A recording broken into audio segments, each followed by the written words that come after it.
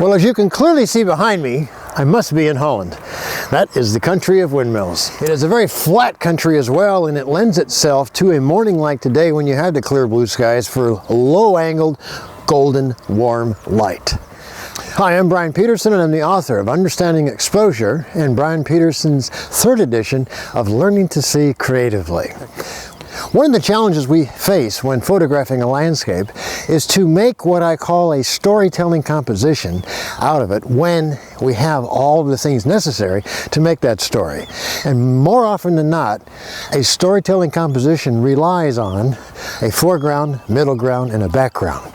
This being the foreground, the middle ground being the pond, and the background, of course, being the windmill itself.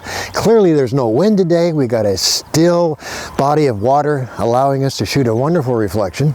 But one of the things that took place here moments ago during my workshop is I noticed several of my students had marched right up to the grasses, going past the grasses and shooting the picture you see right here. What's wrong with it? Nothing's wrong with it, except it's missing the opening chapter. And by opening chapter, I'm referring to chapter 1, the immediate foreground interest that is presented by these tall reeds of grass. Look at the difference between that photograph and now this one, where I back off and I incorporate that foreground. Look at those two side by side. On a personal level, I think it's much more compelling to have the foreground reeds of grasses because it creates a picture of greater depth and perspective.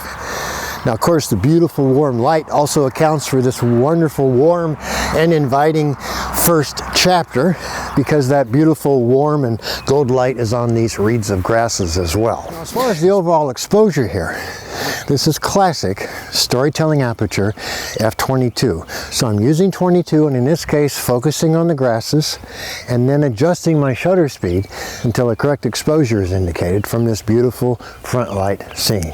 It's pretty simple. 200 ISO, f/22 at a 60th of a second at this particular time of day. It's a pretty simple concept.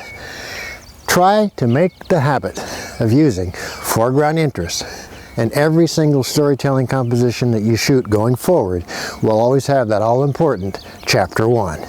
Hey, until next time, this is Bryan Peterson saying, you keep shooting.